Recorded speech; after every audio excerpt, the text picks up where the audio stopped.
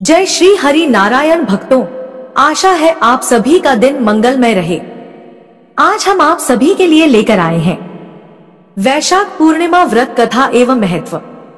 वैशाख पूर्णिमा व्रत में इस कथा को जरूर सुने, सभी मनोकामनाएं होंगी पूरी।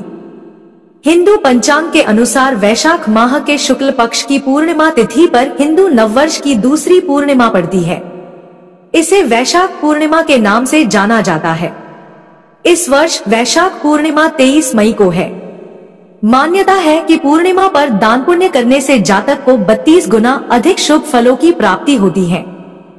पूर्णिमा व्रत के दौरान कथा अवश्य सुननी चाहिए, नहीं तो व्रत का संपूर्ण फल प्राप्त नहीं होता।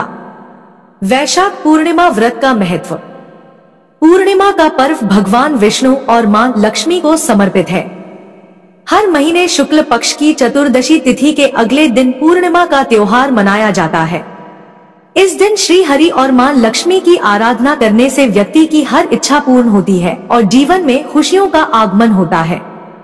अगर आप वैशाख पूर्णिमा का व्रत रख रहे हैं तो पूजा के दौरान वैशाख पूर्णिमा व्रत की कथा जरूर सुने, इससे पूजा पूर्ण होती है। तो आइए सुनते हैं वैशाख पूर्णिमा व्रत कथा। एक बार काशीपुर नगर के एक गरीब ब्राह्मण को भिक्षा मांगते देखकर भगवान विष्णु जी ने स्वयं भी एक बूढ़े ब्राह्मण का भेष धारण करके उस निर्धन ब्राह्मण के पास गए और कहने लगे, हे विप्रे, श्री सत्यनारायण भगवान मनोवांछित फल देने वाले हैं।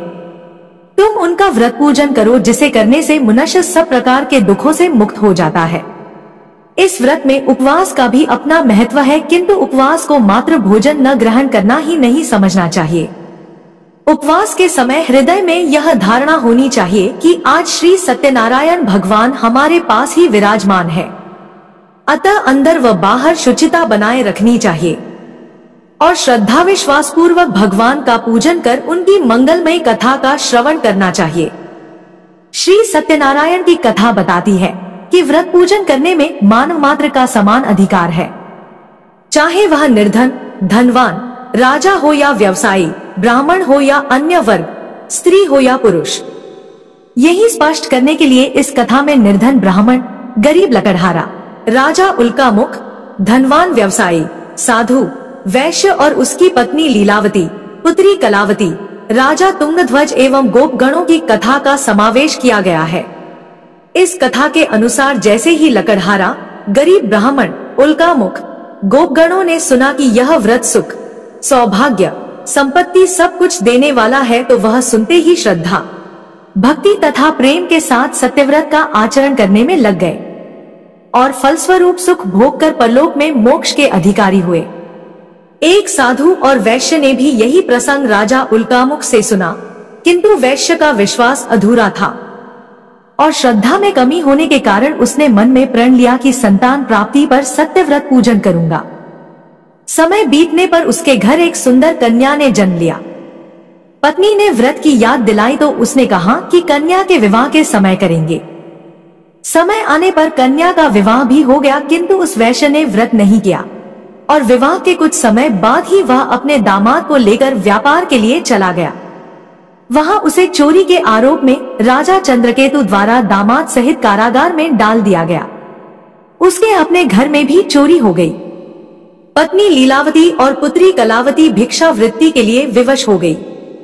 एक दिन कलावती ने किसी के घर श्री सत्यनारायण का पूजन होते देखा तो वह भी कथा में शामिल हो गई और घर आकर मां को भी प्रसाद दिया।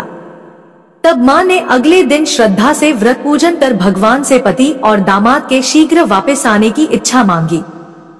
श्री हरि नारायण उसकी पूजा और निष्ठा भाव से प्रसन्न हो गए और स्वप्न में राजा को कह दिया कि वह उस वेश्य और उसके दामाद को छोड़ दे, क्योंकि वह दोनों निर्दोष हैं। राजा ने अगली सुबह उनको धन धान्य तथा प्रचुर द्रव्य देकर उन्हें विदा किया और यह चमत्कार देखकर वह दोनों घर आकर पूर्णिमा का सत्यव्रत से जीवन भर पालन करते रहे। परिणाम स्वरूप वह सारे सांसारिक सुख भोग कर अंत में उन्हें मोक्ष प्राप्त हुआ।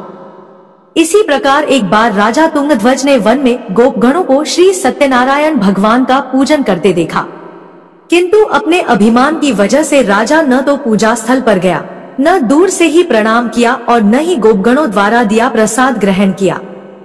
परिणाम यह हुआ कि राजा के पुत्र, धन धान्य, अश्वत्थादि सब नष्ट हो गए। राजा को फिर ये आभास हुआ कि विपत्ति का कारण सत्यनारायण भगवान का निरादर है। तब उसे बहुत पश्चाताप हुआ। वह तुरंत वन में गया और गोपगणों को बुलाकर उनसे सत्यनारायण भगवान की पूजा विधि पूछी और उसके बाद पूजा भी की। फिर राजा ने प्रसाद ग्रहण किया तथा घर आ गया। उसने देखा कि विपत्ति टल गई और उसकी सारी संपत्ति तथा जन सुरक्षित हो गए। राजा प्रसन्नता से भर गया और अपना सर्वस्व भगवान को अर्पित कर दिया और पूजा भक्ति करने लगा। जय श्री हरि नारायण। भक्तों, आशा करते हैं आप सभी को यह कथा को समझाइए। वीडियो अच्छी लगी तो वीडियो को लाइक कीजिए, कमेंट में जय श्री हरि नारायण अवश्य लिखें और ऐसे ही भक्ति की कथाएं सुनने के लिए हमारे चैनल को सब्सक्राइब करें। धन्यवाद।